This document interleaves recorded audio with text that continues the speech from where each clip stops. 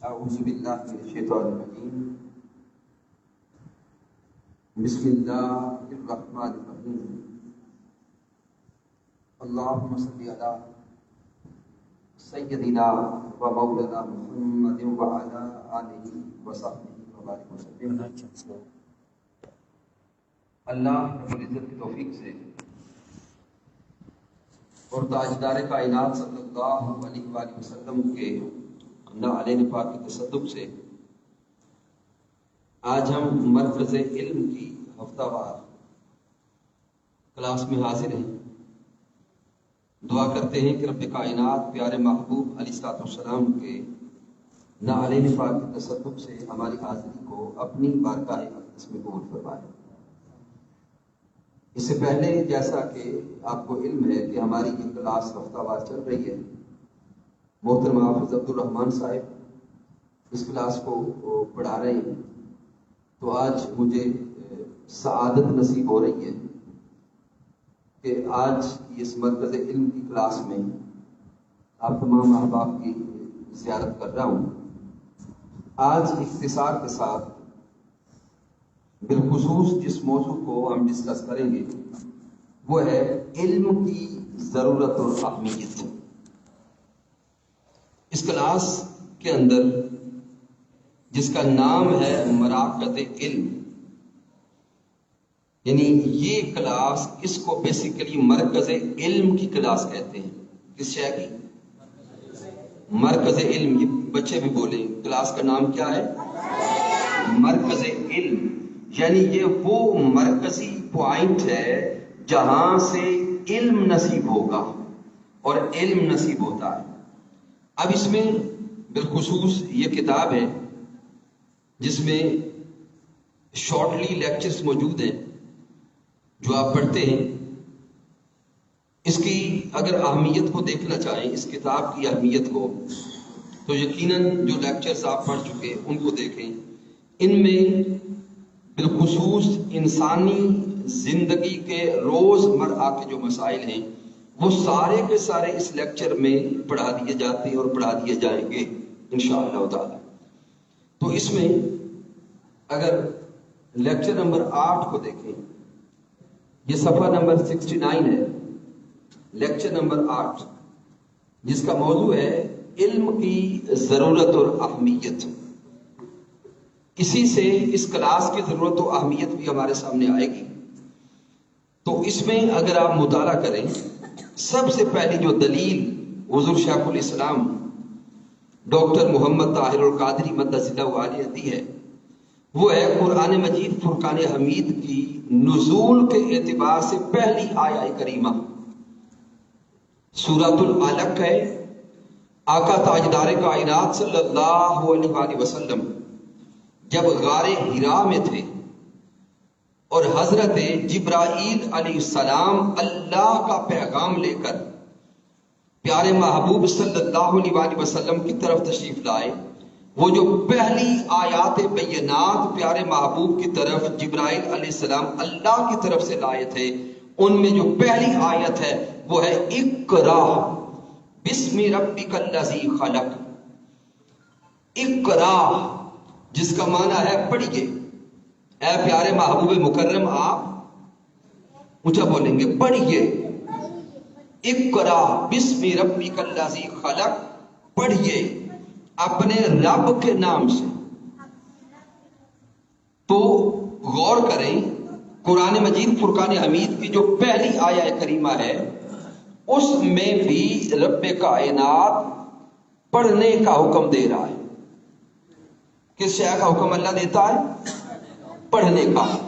تو گویا اس کلاس میں ہم جو پڑھنے لکھنے کا کام کرتے ہیں، مالک کائنات پیارے محبوب مکرم کے ساتھ جو پہلا کلام کرتا ہے وحی کے ذریعے جبرائیل علیہ السلام کو بھیج کر، اس پہلی وحی کا پہلا لفظ جو ہے وہ علم حاصل کرنے کی ترغیب دلاتا ہے۔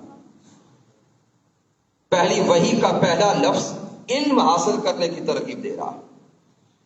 پھر اسے آگے غور کریں، جو دوسری آیہ کریمہ ہے خلق الانسان من علق، اقرا وربک الاکرم اب اس آیت کریمہ پہ غور کریں، جس نے قلم کے ذریعے لکھنے پڑھنے کا علم عطا کیا، یعنی سب سے پہلی آیت کریمہ کا سب سے پہلا کلمہ اقرا پڑھیے، اور ساتھ رب کائنات آیت کریمہ نمبر 4 میں ارشاد فرماتا ہے الذی علم بالقلم، وہ رب جس نے قلم کے ذریعے علم عطا کیا، لکھنے پڑھنے کا شعور عطا کیا۔ تو گویا ان مراکز علم کے ذریعے حضور شیخ الاسلام ڈاکٹر محمد طاہر القادری مدد اللہ علیہ اس معاشرے کے جوانوں کو پھر علم کے ساتھ جوڑنا چاہتے ہیں، لکھنے اور پڑھنے کے ساتھ جوڑنا چاہتے ہیں۔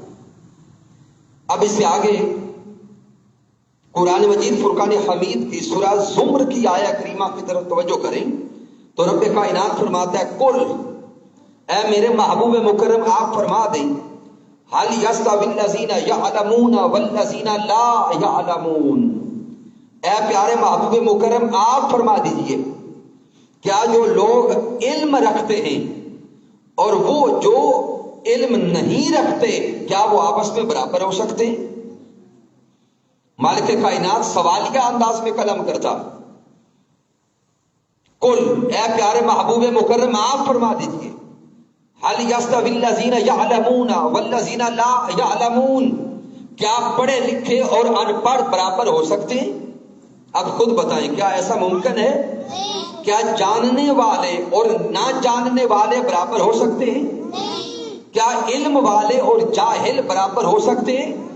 تو گویا رب کائنات انسان کو جھنجھوڑنا چاہتا ہے، مالک کائنات انسانوں کو علم کی طرف لانا چاہتا ہے، مالک کائنات انسانوں کو علم کی ترغیب دلا رہا ہے، اور ترغیب دلا کے مالک کائنات چاہتا یہ ہے کہ یہ انسان علم کے ساتھ جڑتے چلے جائیں، علم کی طرف راغب ہو جائیں، علم حاصل کرنے والے بن جائیں۔ تو گویا سورہ زمر میں رب کائنات پیارے محبوب مکرم صلی اللہ علیہ وسلم پر آیات بینات کو نازل کر کے انسانی ذہن کو جھنجھوڑتا ہے، انسانوں کو علم کی طرف لاتا ہے، اور کیا فرماتا ہے هل يستوي الذين يعلمون والذين لا يعلمون۔ اب آئیے اس سے آگے وہ جو معروف دعا کے الفاظ ہیں ان کی طرف توجہ کریں۔ اب یہ دعا ہے سورۃ الطٰہٰ کی آیہ کریمہ نمبر 14 ہے وَقُلْ رَبِّ زِدْنِی عِلْمًا۔ اب سامعین محترم مالک کائنات پیارے محبوب مکرم سے فرماتے ہیں وَقُلْ، اے محبوب مکرم آپ فرما دیں ربی زدنی علما، اے میرے رب میرے علم میں اضافہ فرما۔ یہ دعا سب کو آتی ہے تو سارے پڑھیں گے قل ربی زدنی ربی زدنی ربی زدنی علما۔ مالک کائنات یہ دعا تاجدار کائنات صلی اللہ علیہ وسلم کو سکھا رہا۔ اب سامعین محترم غور کریں، تاجدار کائنات صلی اللہ علیہ وسلم کی ذات اقدس وہ ہے جس ذات کو پڑھانے والی ذات خود اللہ کی ہے۔ رب کائنات نے خود تاجدار کائنات کو علم عطا کیا، مالک کائنات نے محبوب مکرم کو پھر کتنا علم عطا کیا، ما کان وما یکون۔ رب کائنات نے پیارے محبوب کو سارا علم عطا کر دیا، کائنات کی ابتدا سے لے کر کائنات کی انتہا تک سارے کے سارے علوم اللہ نے پیارے محبوب کو عطا فرما دیے، سب علوم اللہ نے پیارے حبیب کو عطا فرما دیے۔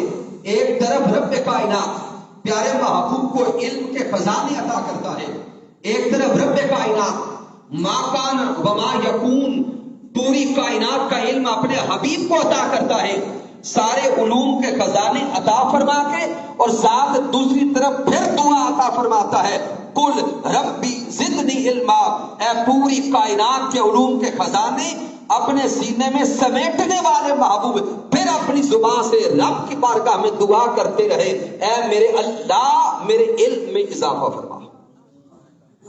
سامعین محترم غور کریں، اگر تاجدار کائنات صلی اللہ علیہ وسلم یہ دعا کرتے ہیں کہ اے اللہ میرے علم میں بچے بولے میرے علم میں اضافہ فرما.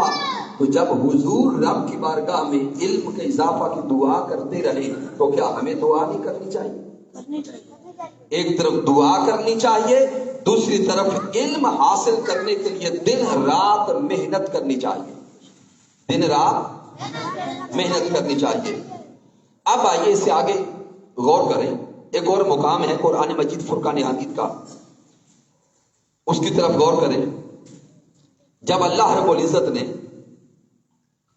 حضرت آدم علیہ السلام کو تخلیق کیا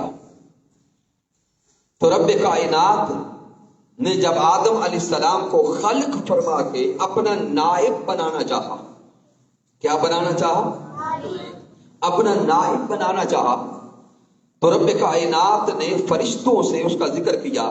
تو فرشتے رب کی بارگاہ میں عرض کرتے ہیں اے رب کائنات، تو اپنا نائب اس کو بناتا ہے جو فساد کرے گا، خون ریزی کرے گا. ہم تیری تسبیح کرنے والے ہیں، تیری تقدیس کو بیان کرنے والے ہیں. تو رب کائنات فرماتا ہے انی اعلم ما لا تعلمون، جو کچھ میں جانتا ہوں وہ تم نہیں جانتے. اب سامعین محترم، اس کے بعد اللہ رب العزت نے فرشتوں کو اور حضرت آدم علیہ السلام کو جمع کیا.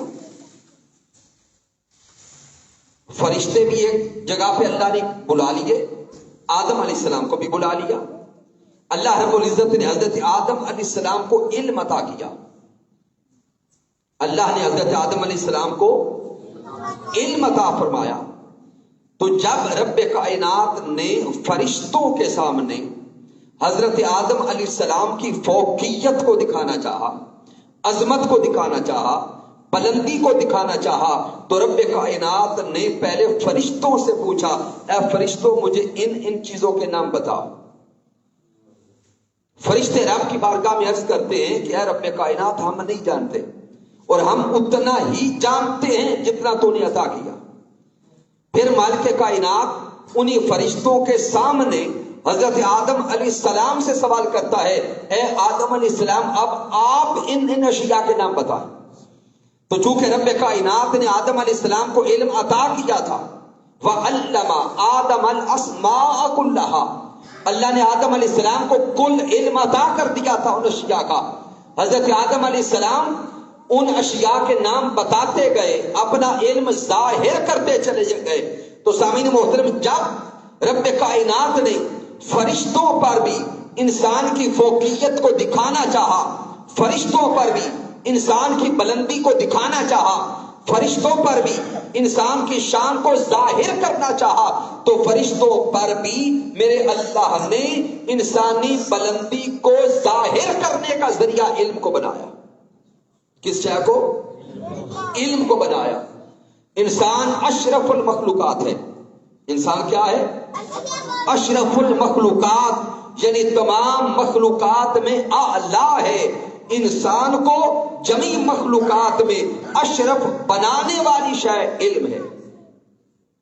انسان کو تمام مخلوقات پر اعلیٰ کرنے والی شے کیا ہے؟ علم ہے. اب مجھے بتائیں کیا ان مراکز علم کی کلاسز کا حصہ بننا چاہیے کہ نہیں؟ پکی بات ہے.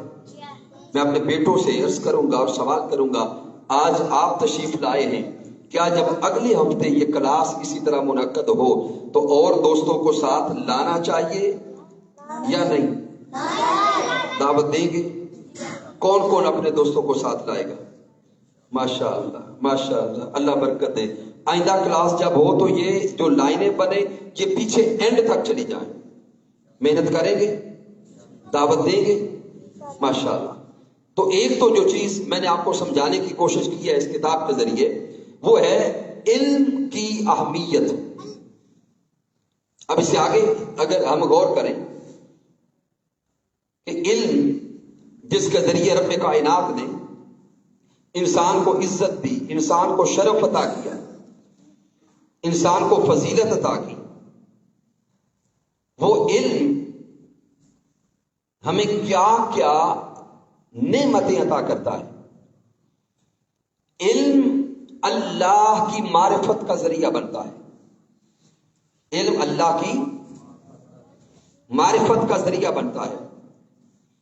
علم اللہ رب العزت کے قرب کا ذریعہ بنتا ہے.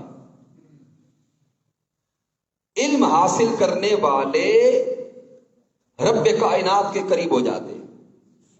اب اس سے آگے اگر غور کریں تو آپ کا ذہن سوال کرے گا کہ کون سا علم اللہ کے قریب کرتا ہے؟ کیونکہ ظاہراً علم دنیا بھی ہے اور علم شرعیہ بھی ہے. تو یہاں اگر ہم دیکھیں تو علم دو طرح کے ہیں.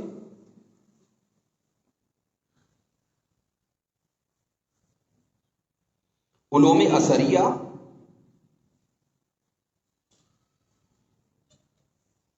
اور علوم شرعیہ. علوم اثریہ یعنی جدید علوم جن میں ہم سائنسز کا علم حاصل کرتے ہیں. کمپیوٹر سائنس ہے، میڈیکل سائنس ہے، دیگر سائنسی علوم ہیں. ان کو علوم اثریہ بھی کہتے ہیں، علوم دنیا بھی کہتے ہیں. اور علوم شرعیہ وہ علوم جن کے ذریعے ہم قرآن مجید فرقان حمید کو سیکھتے ہیں اور قرآن مجید سے جو علوم حاصل کرتے ہیں وہ علوم شرعیہ ہے. قرآن و حدیث، فقہ، حدیث، تصوف. تو یہاں اگر غور کریں یہ جو علوم اثریہ ہے یہ ہے دنیا کی زندگی گزارنے کے لیے، دنیا کی زندگی گزارنے کے لیے. اور علوم شرعیہ دنیا اور آخرت دونوں کے لیے.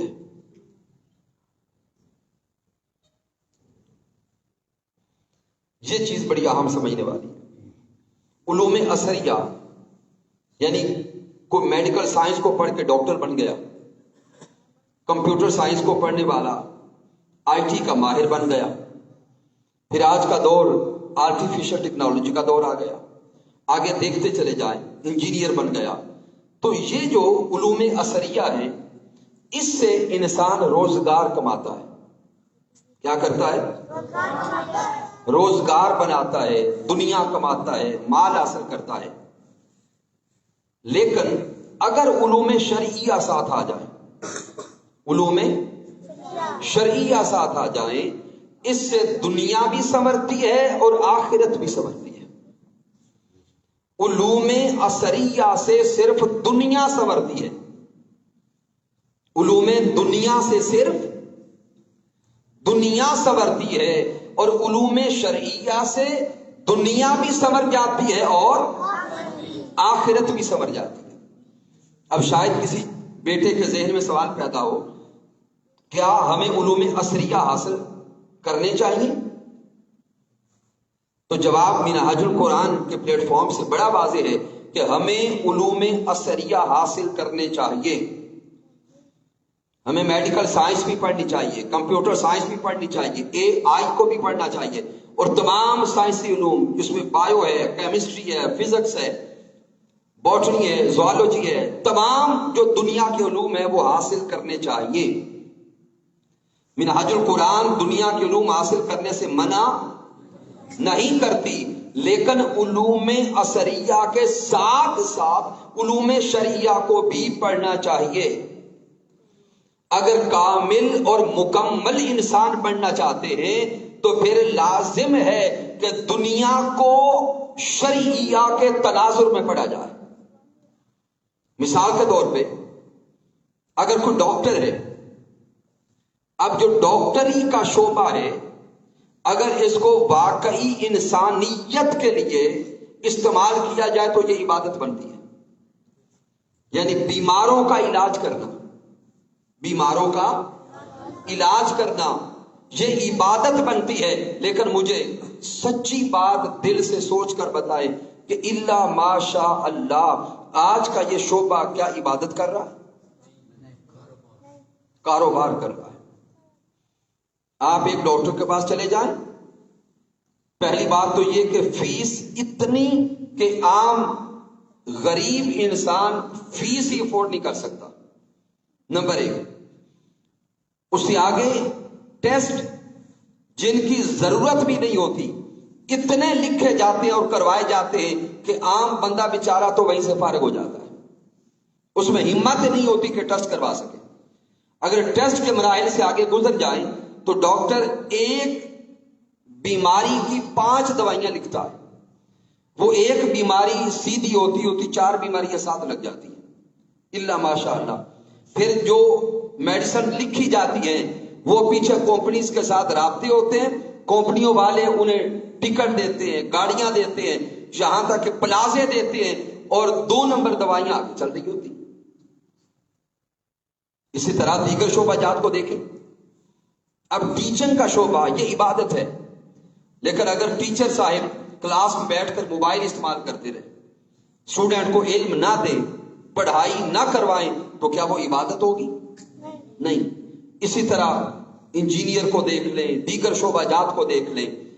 ہاں، اگر علوم شریعہ ساتھ ہوں گے، یعنی دین اسلام کی تعلیمات موجود ہوں گی، تو وہ اللہ کا خوف دے گی، اللہ کا خوف دے گی۔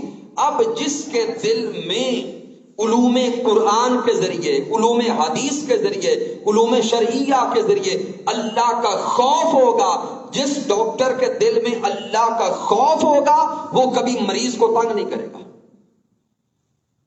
جس ٹیچر کے دل میں اللہ کا خوف ہوگا وہ کبھی اپنے طالب علم کا وقت ضائع نہیں کرے گا۔ تو اس لیے ہم نے اوپر دیکھا کہ علم کی ضرورت اور اہمیت کیا ہے، پھر ہم نے آگے دیکھا کہ علوم 2 طرح کے ہیں، علوم اثریہ ہے اور علوم شرعیہ ہیں۔ علوم اثریہ دنیا سنوارتا ہے اور علوم شرعیہ دنیا اور آخرت دونوں سنوار دیتا ہے۔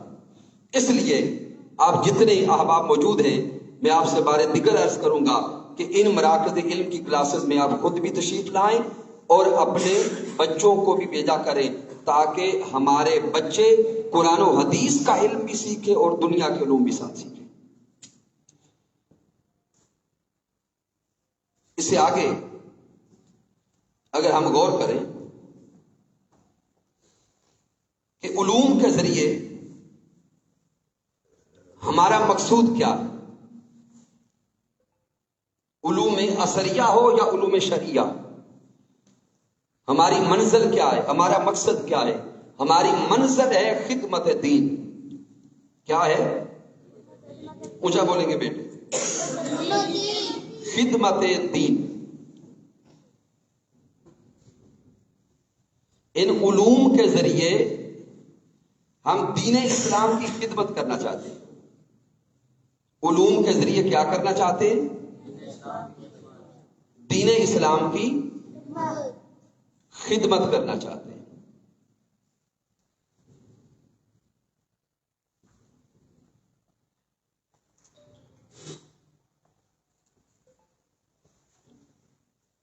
اب کون کون بیٹا ہے جو دین اسلام کی خدمت کرنا چاہتا ہے؟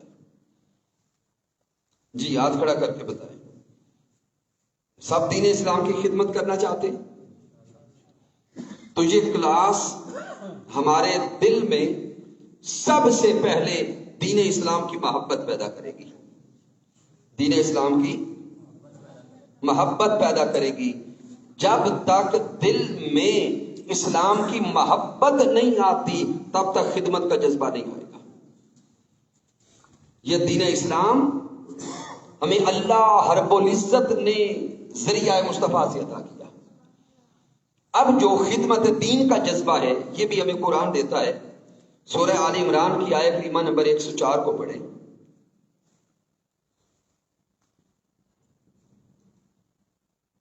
سورہ آل عمران آیت کریمہ نمبر 104، اگر اس کا مطالعہ کریں تو مالک کائنات فرماتا ہے وَلْتَكُمْ مِنْكُمْ أُمَّةٌ يَدْعُونَ إِلَى الْخَيْرِ۔ میرا اللہ کیا ارشاد فرماتا ہے؟ اور تم میں سے ایسے لوگوں کی ایک جماعت ضرور بالضرور ہونی چاہیے۔ وَلْتَكُمْ مِنْكُمْ أُمَّةٌ يَدْعُونَ إِلَى الْخَيْرِ، اللہ فرماتا ہے کہ تم میں سے ایک جماعت ضرور بالضرور ہونی چاہیے۔ کون سی جماعت؟ یدعون الی الخیر، اللہ فرماتے ہیں ایسی جماعت جو لوگوں کو بلائے، لوگوں کو دعوت دے الی الخیر، بھلائی کی طرف. ایسی جماعت ضرور ہونی چاہیے جو لوگوں کو بھلائی کی طرف بلائے. وَيَنْهَوْنَ عَنِ الْمُنْكَرِ، اور لوگوں کو برائی سے منع کرے. یہ خدمت دین کا جذبہ قرآن دے رہا ہے. رب کائنات نے حکم دے دیا وَلْتَكُمْ مِنْكُمْ أُمَّةٌ يَدْعُونَ إِلَى الْخَيْرِ. اللہ فرماتا ہے کہ ایک ایسی جماعت ضرور ہونی چاہیے جو لوگوں کو بھلائی کی طرف بلانے والی ہو اور برائی سے روکنے والی ہو. تو مجھے بتائیں کہ ہم کس جماعت کا حصہ بننا چاہتے ہیں، اچھائی والی یا برائی والی؟ اچھائی والی. تو اللہ کا حکم آ گیا کہ ایک ایسی جماعت ضرور ہو جو لوگوں کو اچھائی کی طرف بلانے والی ہو اور برائی سے روکنے والی ہو. اب اس سے آگے سورۃ النحل کو پڑھیں. یہاں مالک کائنات راستہ خود عطا فرما دیتا ہے کہ اب وہ جماعت جو دوسروں کو بھلائی کی طرف بلائے گی، وہ بلائے گی کیسے؟ کیا سختی سے بلائے گی؟ یعنی آپ باہر نکلیں، نماز کا وقت ہو گیا ہے، تو جماعت ہو جو دوسروں کو نماز کی طرف بلائے، سچائی کی طرف بلائے، اچھائی کی طرف بلائے، علم کی طرف بلائے. اب اگلا سوال یہ پیدا ہوتا ہے کہ وہ کس طریقے سے بلائے؟ کیا ڈنڈا پکڑ لے، دوسروں کو گالیاں دے، دوسروں کو برا کہے؟ نہیں. وہ رب کائنات نے سورۃ النحل میں ارشاد فرما دیا ادعو الی سبیل ربک بالحکمہ. دوسروں کو دعوت دے حکمت کے ساتھ. کیسے؟ حکمت کے ساتھ. والموعظۃ الحسنہ، بہترین مواعظ کے ساتھ، بہترین الفاظ کے ساتھ. اب یہاں غور کریں، جو لفظ حکمت آیا ہے، اس لفظ حکمت میں ہزاروں حکمتیں چھپی ہیں. کہ دوسروں کو بلائیں، اس طریقے سے بلائیں کہ ان کی عزت نفس مجروح نہ ہو. وہ یہ محسوس نہ کرے کہ مولوی صاحب پتہ نہیں میری عزت پہ حملہ آور ہو گئے. نہیں، دوسروں کو موٹیویٹ کریں، دوسروں کو قریب کریں، ان کو عزت دیں، اپنی الفاظ ان تک پہنچائیں ان کی ذہنی صلاحیت کو سامنے رکھتے ہوئے. اور آگے مالک کائنات نے بڑے کمال الفاظ ارشاد فرمائے وَالْمَوْعِظَةِ الْحَسَنَةِ. مواعظ سے حسنہ ہو، یعنی جب دوسرے سے کلام کریں تو الفاظ حسنہ ہو، نرم ہو، ملائم ہو، اس کے دل کو اپنی طرف کھینچ لینے والے ہوں. اور آگے رب فرماتا ہے جب آپ کسی کو بلائیں گے تو ہر بندہ تو آپ کی دعوت قبول نہیں کرے گا. لوگ آپ سے جھگڑ جائیں گے، آپ کو برا کہنے لگیں گے، کہیں گے چل جا تو نماز پڑھ، تو بڑا آیا سانو سمجھانے والا. اللہ فرماتا ہے کہ واہ جا دلوں باللتی یا احسن. اگر کوئی آپ سے کوئی جھگڑا کرنے لگے، لڑائی کرنے لگے، تو رب فرماتا ہے باللتی ہے یا احسن، آپ احسن اور خوبصورت انداز میں اسے کلیئر کرتے ہوئے اس سے جدا ہو جائے. یعنی جھگڑے والے کا جواب جھگڑے سے نہیں دینا. تو اب چونکہ عشاء کی اذان کا وقت قریب ہو گیا ہے، تو جو چیز ابھی تک ہم نے لیکچر میں سمجھی ہے، سب سے پہلے ہم نے مرکز علم کی اس کلاس کی اہمیت کو سمجھا. اس کلاس کی اہمیت کو سمجھا کہ یہ کلاس کیوں ضروری ہے. یہ کلاس اس لیے ضروری ہے کہ یہ کلاس ہمیں شعور دیتی ہے. یہ کلاس ہمیں شعور دیتی ہے، یہ کلاس ہمیں فہم دیتی ہے، یہ کلاس ہمیں علم دیتی ہے. اور علم ہمیں رب کائنات کا پتہ دیتا ہے، علم ہمیں اللہ کا قرب دیتا ہے. اور پھر قرآن مجید کی روشنی میں ہم نے علم کی اہمیت کو سمجھا. مالک کائنات قرآن میں فرما رہا ہے هل يستوي الذين يعلمون والذين لا يعلمون، کہ علم حاصل کرنے والے اور جاہل کبھی برابر نہیں ہو سکتے. پھر ہم نے نقطہ یہ سمجھا کہ علم دو طرح کے ہیں، ایک علم اثریہ ہے، علم دنیا ہے، دوسرا علم شرعیہ ہے. منہاج القرآن دونوں علوم سکھاتا ہے. یہ منہاج القرآن کا امتیاز ہے. یہ اس مادیت کے دور میں منہاج القرآن کا درہ امتیاز ہے کہ منہاج القرآن یونیورسٹی میں جا کے دیکھیں، ایک ہی وقت میں علوم اثریہ بھی پڑھائے جاتے ہیں اور علوم شرعیہ بھی پڑھائے جاتے ہیں. اب اس سے آگے اگر غور کریں، ہم نے پھر خدمت دین کے جذبہ کو قرآن سے دیکھا، اب ہم اختتام پر جو چند چیزیں سمجھ رہے ہیں کہ دوسروں کو دین کی طرف بلانا ہے، لیکن اخلاص کے ساتھ، حکمت کے ساتھ، طریقے کے ساتھ، اور ان کو اس محبت کے ساتھ دین اسلام کی طرف لے کر آنا ہے کہ لوگ آقا علیہ الصلوۃ والسلام کے دین کی محبت کو اپنے سینے میں لے کر جائیں انشاءاللہ تعالی۔ اب جو چلیں دیگر دلائل درجنوں موجود ہیں، اس طرف نہیں جاتے، میں صرف چند الفاظ عرض کر دیتا ہوں جس سے ذہن مزید علم حاصل کرنے کی طرف راغب ہو جائے گا۔ علم ہمیں پہچان دیتا ہے، علم ہمیں پہچان دیتا ہے۔ علم وہ عظیم وصف ہے جو انسان کو دوسری تمام مخلوقات سے اعلیٰ کرتا ہے۔ علم وہ عظیم وصف ہے جو انسان کو دوسری تمام مخلوقات سے اعلیٰ کرتا ہے۔ انسان کو علم جنت کا راستہ دکھاتا ہے، علم انسان کو جنت کا راستہ دکھاتا ہے اور جہنم سے دور کرتا ہے۔ علم اندھیروں کی وادیوں سے نکال کر روشنی کی دنیا میں داخل کرتا ہے۔ علم اندھیروں کی وادیوں سے نکال کر روشنی کی دنیا میں داخل کرتا ہے۔ علم وہ نور ہے جس سے گمراہی اور جہالت ختم ہو جاتی ہے۔ علم وہ خزانہ ہے جس کے چوری ہونے کا کوئی خوف اور خطرہ نہیں ہوتا۔ علم سفر کا رفیق بھی ہے، علم خلوت کا ساتھی بھی ہے۔ جو صاحب علم ہوتا ہے وہ کبھی اکیلا نہیں ہوتا، اور جو علم کے راستے کا مسافر ہوتا ہے وہ کبھی اپنے آپ کو اکیلا محسوس نہیں کرتا۔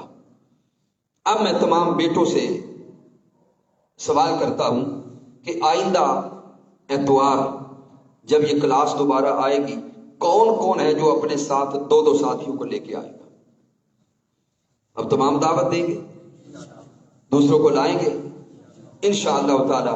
میرے اللہ اور اس کے محبوب علیہ الصلوۃ والسلام نے چاہا تو یہ کلاس ہماری اسی طرح ہر اتوار چلتی رہے گی۔ میرے اللہ نے چاہا تو ان قریب ہم یہ سلیبس مکمل کر کے بہت بڑا پروگرام کریں گے جس میں انشاءاللہ تعالی پورا علاقہ شریک ہوگا، اور جو آپ بیٹے آ رہے ہیں انشاءاللہ آپ سامنے آ کے بتائیں گے کہ ہم نے اس کورس کے ذریعے علم جو حاصل کیا ہے اس سے اللہ کی محبت بھی نصیب ہوئی اور اللہ کے رسول کی معرفت بھی نصیب ہوئی۔ میں اس کلاس کے انعقاد پر بارے دیگر مبارکباد پیش کرتا ہوں تحریک منہج القرآن چک سیدہ کے جمیع قائدین اور کارکنان کو، مسجد کے امام و خطیب کو، تشریف لانے والے جمیع معزز مہمانان گرامی قدر عزت کے لائق ہیں، بالخصوص جناب محترم محمد نواز عابد صاحب ضلع ناظم تحریک منہج القرآن آپ تشریف لائے، جناب محترم محمد اقبال گوندر صاحب ضلع نائب امیر تحریک منہج القرآن آپ تشریف لائے، جناب محترم سجاد حسین قادری صاحب سینئر نائب صدر تحریک منہج القرآن تحصیل ملک وال آپ تشریف لائے، جناب محترم ارسلان علی مصطفی صاحب ناظم تحریک منہج القرآن تحصیل ملک وال آپ تشریف لائے، اور جمیع تشریف لانے والے احباب دعا کرتے ہیں کہ رب کائنات ہمیں اس طرح کی علمی کلاسز کو قائم کرنے کی توفیق عطا فرمائے۔ وما علینا الا البلاغ المبین۔